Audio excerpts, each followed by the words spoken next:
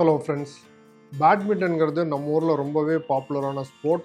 நிறைய பேர் இதை வந்துட்டு கிட்டத்தட்ட ஒரு அடிக்ஷன் ரேஞ்சில் விளையாண்டுட்டு இருக்கிறாங்க. ஸோ இதுலேருந்து வர்ற இன்ஜுரிஸ் ஓரளவுக்கு காமனாக நாங்கள் எங்கள் ப்ராக்டிஸில் பார்க்குறோம் ஆஸ் ஆர்த்தோபெடிக் சர்ஜன்ஸ்.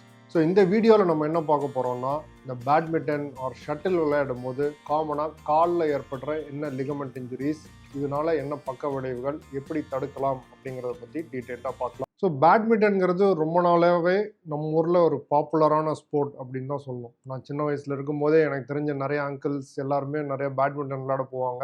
அப்படின்றப்ப என்னென்னா, சின்ன பசங்க மட்டும் கிடையாது, கொஞ்சம் வயசானவங்களும் அதிகமாக விளையாடுற ஒரு ஸ்போர்ட். இன்னும் நிறைய பேர் இண்டோர் விளையாடுவாங்க, சில பேர் அவுட்டோர் விளையாடுவாங்க. பட் பெரும்பாலும் இண்டோர் விளையாடுற ஒரு ஸ்போர்ட்.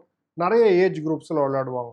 10-15 வயசுலேருந்து ஆரம்பித்து கிட்டத்தட்ட 55-60 வயசு இருக்கவங்க வரைக்கும் காமனாக விளையாடக்கூடிய ஒரு ஸ்போர்ட். ஏன்னா இதோட என்டர்டெயின்மெண்ட் வேல்யூ ஜாஸ்தி, ரொம்ப ஓடணும் அப்படின்றது அவசியம் கிடையாது. ஸோ அதனால ஒரு ரொம்ப பாப்புலர் ஸ்போர்ட்டாக இருந்துகிட்ருக்கு. கிரிக்கெட்டுக்கு அடுத்து நம்ம ஊரில் நிறையா விளையாடுற ஒரு ஸ்போர்ட்னா ப்ராபப்ளி பேட்மிண்டன் தான். ஸோ இந்த பேட்மிண்டன் விளையாடும் போது சில இன்ஜுரிஸ் காமனாக காலில் ஏற்படும். கையில் ஏற்படுற இன்ஜுரிஸ் அது ஒரு செக்ஷன். ரெண்டும் நம்ம கலந்தோம் அப்படின்னா ரொம்ப பெரிய டாபிக் ஆகிடும். ஸோ பேட்மிண்டன்னால லெக்ஸில் ஏற்படுற காமன் இன்ஜுரிஸ் என்ன அப்படிங்கிறது பார்த்தோம்னா, முக்கியமாக ஆங்கிள் இன்ஜுரிஸ் அண்ட் நீ லிகமெண்ட் இன்ஜுரிஸ். இது ரெண்டு தான் காமனான பேட்மிண்டனில் வர்ற இன்ஜுரிஸ். ஒரு வெரைட்டி ஆஃப் இன்ஜுரி பார்த்தீங்க அப்படின்னா, நம்ம ஒரு சில டைம் திடீர்னு அடிபட்டு ஒரே நேரத்தில் வர்ற அக்யூட் இன்ஜுரி அப்படின்னு சொல்லுவோம். நீங்கள் விழுந்துட்டீங்க, விளையாடும் போது விழுந்துட்டீங்க அப்படின்னா அடிபட்டிருக்கும். அதுலேருந்து வர்ற அக்யூட் இன்ஜுரி ஜென்ரலாக மேஜர் இவெண்ட்டாக இருக்கும். இன்னொரு வகையான இன்ஜுரி அப்படின்னு பார்த்தீங்கன்னா ஓவர் யூஸ் இன்ஜுரி அப்படின்னு சொல்லுவோம். அதாவது நம்ம திருப்பி திருப்பி விளையாண்டு ஒரு ஜவ்வை ஸ்ட்ரெயின் பண்ணும்போது ஓவர் பீரியட் ஆஃப் டைம் அதில் டேமேஜ் வர்றது, அது second type of injury. So இந்த ஃபஸ்ட்டு டைப் ஆஃப் இன்ஜுரி, அதாவது திடீர்னு விழுந்து உங்களுக்கு டேமேஜ் ஆகிற இன்ஜுரி அப்படின்னு பார்த்தீங்கன்னா, ஆங்கிளில் ஸ்ப்ரெயின் ஏற்படுறது. அதுதான் காமனஸ்ட் இன்ஜுரி இன் இந்த பேட்மிண்டன். நீங்கள் ஜம்ப் பண்ணி கீழே இறங்கும்போது ஆங்கிள் ஸ்ட்ரைட்டாக இல்லாமல் கொஞ்சம் கோணலாக போயிடுச்சு அப்படின்னா இந்த ஆங்கிள் ஸ்ப்ரெயின் ஆகிடும். இதுதான் பேட்மிண்டன்லேயே இருக்கிறதுலே காமனஸ்ட் இன்ஜுரி.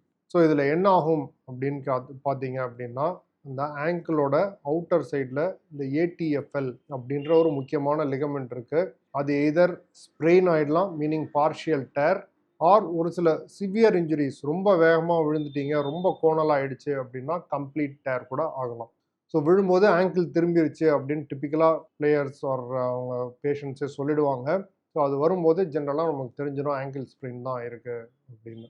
ஸோ இது ஜென்ரலாக ரெஸ்ட், ஐஸ், காலை தூக்கி வச்சு கொஞ்ச நாள் மெடிசன்ஸ் கொடுத்தாலே நிறைய பேருக்கு இம்ப்ரூவ் ஆகிடும். கூட கொஞ்சம் ஃபிசியோதெரப்பி பண்ணணும், எக்ஸசைஸ் பண்ணி ரிகவர் பண்ணிடலாம். ஃபுல் டேர் ஆகிடுச்சு, திருப்பி அன்ஸ்டேபிளாக இருக்குது அப்படின்ற பட்சத்தில் சில பேருக்கு இதுக்கு சர்ஜரி வரைக்கும் கூட தேவைப்படலாம்.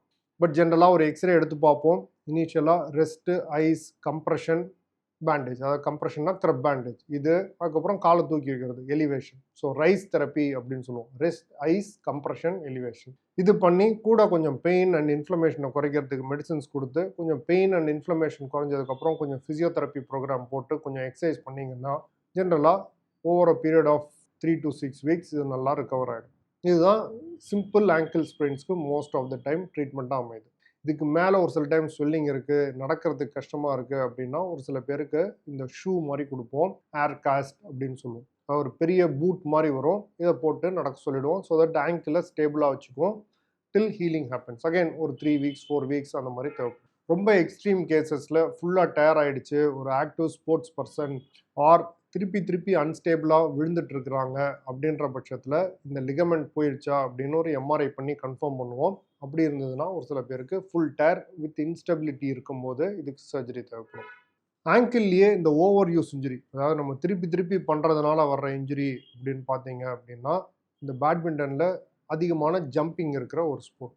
ஸோ ஒவ்வொரு தடையும் நம்ம ஜம்ப் பண்ணும்போதும் ஆங்கிளை யூஸ் பண்ணி தான் ஜம்ப் பண்ணுறோம்.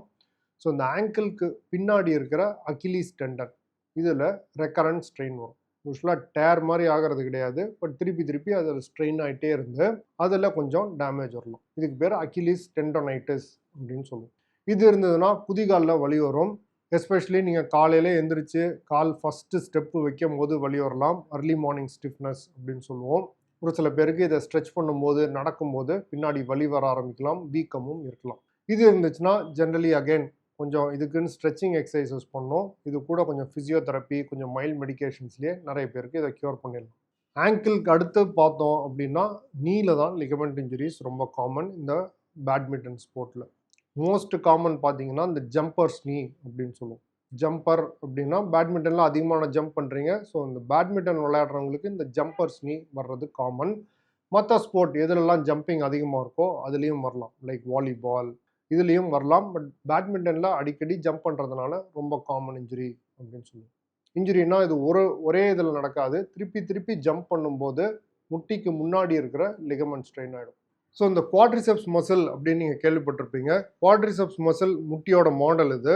மேலே இருக்கிற தொடை எலும்பு, கீழே இருக்கிறது கால் எலும்பு. அப்படின்னா இந்த குவாட்ரிசெப்ஸ் இந்த டெண்டன் மாதிரி வந்து இந்த நீ கேப்பில் அட்டாச் ஆகுது. நீ கேப் ஆர் பெட்டலா போன் அங்கேருந்து போய் கீழே இருக்கிற இந்த ஷின் போனில் அட்டாச் ஆகும். இதுக்கு பேர் தான் பெட்டலார் டெண்டன் அப்படின்னு சொல்லுவோம். ஸோ இந்த பெட்டலார் டெண்டனில் தான் நம்ம ஜம்ப் பண்ணும்போது அதிகமான ஸ்ட்ரெயின் வரும். இந்த டெண்டனில் டேமேஜ் வர்றது தான் ஜம்பர்ஸ் நீ ஆர் பெட்டலார் டெண்டோனைட்டிஸ் அப்படின்னு சொல்லுவோம். முட்டியோட முன்பகுதி ஃப்ரண்ட் ஆஃப் த நீல பெயின் வரும். அந்த இடத்துல அமுத்தினோன்னா கரெக்டாக வீக்கம், வலி ரெண்டும் இருக்கும். இது ஒரு ஓவர் யூஸ் இன்ஜுரி. அகைன் ஜென்ரலாக எக்ஸ்ரே எடுத்து பார்த்துட்டு இதை டயக்னோசிஸ் கன்ஃபார்ம் பண்ணிடுவோம். பரிசோதனை ப்ளஸ் எக்ஸ்ரேல இதை டயக்னோசிஸ் கன்ஃபார்ம் பண்ணிட்டோம் அப்படின்னா கொஞ்சம் ரெஸ்ட் கொடுக்க வேண்டியிருக்கும். கொடுத்துட்டு physiotherapy, stretching exercise, quadriceps strengthening இதெல்லாம் பண்ணி ஜென்ரலாக கொஞ்சம் கொஞ்சமாக ரிகவர் பண்ணிடலாம். இது ஒரு அகைன் ஓவர் யூஸ் இன்ஜுரி, கொஞ்சம் கிராஜுவலாக தான் ரிகவர் ஆகும். ஸோ 4வது வெரைட்டி அப்படின்னு பார்த்தோம்னா இந்த நீல ஏற்படுற ஏசிஎல் டேர். இது ஒரு அக்யூட் இன்ஜுரி. திடீர்னு ஓரளவுக்கு சிக்னிஃபிகண்ட் இன்ஜுரி ஆகும்போது இந்த லிகமெண்ட் ஃபுல்லாக கட் ஆகிடும். இந்த ஏசிஎல் இன்ஜுரிங்கிறது ஆக்சுவலாக ஃபுட்பாலில் ப்ராப்ளி மோர் காமன். ஏன்னா கான்டாக்ட் ஸ்போர்ட், ஒருத்தர் மேலே ஒருத்தர் இடிச்சுட்டு விழுவாங்க. பட் இந்த ஜம்பிங் ஸ்போர்ட்லேயும் பேட்மிண்டனில் ஏற்படலாம். சில ஃபேமஸ் பேட்மிண்டன் பிளேயர்ஸ்க்கும் இந்த ஏசிஎல் இன்ஜுரியாக இருக்குது. உங்களுக்கு மிஸ்டர் கோபிச்சந்த் தெரிஞ்சிருக்கும், பழைய பேட்மிண்டன் பிளேயர். அதுக்கப்புறம் இந்தியாவுக்கு கோச்சாக கூட இருந்திருக்கிறாரு. அவருக்கு இந்த ஏசிஎல் டேர் 1990களில் ஆச்சு. அதுக்கப்புறம் அதுலேருந்து ரெக்கவர் ஆகி ரொம்ப நாள் விளையாடினவர். ஸோ இது எப்போ ஆகும் அப்படின்னா அகெயின் ஜம்பிங் பண்ணி லேண்ட் ஆகும்போது ஆங்கிள் பேலன்ஸ்டாக இருந்து முட்டி பேலன்ஸாக இல்லை அப்படின்னா முட்டி ட்விஸ்ட் ஆகி இன்ஜுரி ஆகலாம். இன்னொன்று இந்த பேக் ஹேண்ட் எடுக்கும்போது ஒரு சில டைம் நல்லா லஞ்ச் பண்ணுவாங்க. முன்னாடி ஒரு காலில் முன்னாடி போய் குதிக்கிற மாதிரி இருக்கும். அந்த டைமில் முட்டியில் பேலன்ஸ் இல்லை அப்படின்னா அகெயின் இந்த ஏசிஎல் கிழியலாம். ஜென்ரலாக யங் பீப்புள் ஏசிஎல் ஃபுல்லாக கிழிஞ்சிருச்சு அப்படின்னா நீ அன்ஸ்டேபிளாக இருக்கும். சில ஆக்டிவிட்டீஸில் ஸ்லிப் ஆக ஆரம்பிக்கும். ஸோ அந்த மாதிரி அன்ஸ்டேபிள் இன்ஜுரி இருக்குது, யங் பர்சன் ஆக்டிவாக இருக்கிறீங்க அப்படின்னா ஏசிஎல் ஃபுல்லாக டேமேஜ் ஆனப்போ ஜென்ரலி இந்த கீஹோல் சர்ஜரி பண்ணி அதை சரி பண்ணுறது தான் கரெக்டான ட்ரீட்மெண்ட். ரொம்ப ஓல்டு பீப்புள் அவ்வளோ ஆக்டிவாக இல்லை அப்படின்னா எக்ஸசைஸ் மெடிசன் வச்சு மேனேஜ் பண்ணிக்கலாம். ஸோ இந்த ஸ்போர்ட்ஸ் இன்ஜுரிஸ் வராமல் இருக்கிறதுக்கு ஒரு சில ஜென்ரல் ப்ரிகாஷன்ஸ் நம்ம ஃபாலோ பண்ணணும். அதில் ஒன்று முக்கியமானது வார்ம் அப். ஸோ வார்ம் அப் பண்ணி நம்ம இந்த ஜவ்வுகளெல்லாம் கேம் ஆரம்பிக்கும் போதோ இல்லை ப்ராக்டிஸ் ஆரம்பிக்கிறதுக்கு முன்னாடியோ நல்லா ஸ்ட்ரெச்சிங் பண்ணி வார்ம் அப் பண்ணிட்டீங்க அப்படின்னா இம்பேலன்ஸ் வர்றதுக்கும் இந்த ஓவர் யூஸ் ஸ்ட்ரெச்சிங் ஆகிறதுக்கும் வாய்ப்புகள் கம்மி.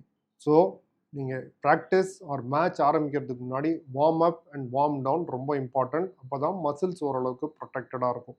ரெண்டாவது பார்த்தோம்னா ஒரு சில டைம் இந்த பிரேக் விட்டு கொஞ்ச நாள் விளையாடல, திருப்பி விளையாடும் போது கொஞ்சம் ஸ்லோவாக ஆரம்பிக்கிறது தான் ரொம்ப இம்பார்ட்டன்ட். நிறைய பேர் கேப் விட்டுட்டு திருப்பி வரும்போது திருப்பி வேகமாக பழைய இன்டென்சிட்டிக்கு உடனே வரணும் அப்படின்னு ட்ரை பண்ணுவாங்க. அந்த மாதிரி இருக்கும்போது ஜென்ரலாக இதில் ஸ்ட்ரெச்சிங் இன்ஜுரிஸ் நடக்கும். ஸோ அதை அவாய்ட் பண்ணுங்கள். ரொம்ப நாள் கழித்து பிரேக் வரீங்கன்னா கொஞ்சம் ஸ்லோவாக ஆரம்பித்து ஓவர் 1 or 2 days கொஞ்சம் மெதுவாக ஆரம்பிங்க. ஓர் ஈவன் 3-4 days எடுத்துகிட்டு அதுக்கப்புறம் பழைய இன்டென்சிட்டிக்கு வர ட்ரை பண்ணுங்கள்.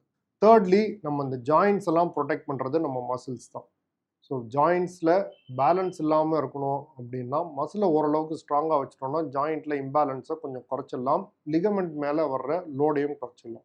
ஸோ ஸ்ட்ரெச்சிங் பற்றி வார்ம் அப்பில் பார்த்தோம். மசில்ஸை ஸ்ட்ராங்காக வச்சுக்கிறதும் ரொம்ப இம்பார்ட்டண்ட். ஸோ நம்ம ஆங்கிள் அண்ட் நீ இது ரெண்டையும் ஸ்ட்ரெங்தன் பண்ணுற மாதிரி டெய்லி எக்ஸசைஸ் இந்த பேட்மிண்டன்லாம் அப்படின்னா பண்ணுறது ரொம்பவே முக்கியம். So warm up, slow getting back into sport, அதுக்கப்புறம் ப்ராப்பர் ஸ்ட்ரெங்தனிங் எக்ஸசைசஸ் இதெல்லாம் பண்ணிங்கனாலே ஓரளவுக்கு இந்த இன்ஜுரிஸை தவிர்த்திடலாம். நீங்கள் பேட்மிண்டன் விளையாடுறீங்க அப்படின்னா என்னென்ன இன்ஜுரிஸ் வரலாம், அதை எப்படி தடுக்கலாம்ங்கிறது ஓரளவுக்கு ஐடியா இருக்கிறது உங்களுக்கு நல்லது. ஸோ இதை பற்றின டவுட்ஸ் உங்களுக்கு ஏதாவது இருந்துச்சுன்னா நம்ம கமெண்ட்ஸில் லீவ் பண்ணுங்கள். சப்சிக்வெண்ட் வீடியோஸில் உங்களுக்காக அட்ரஸ் பண்ணுறேன். தேங்க்யூ.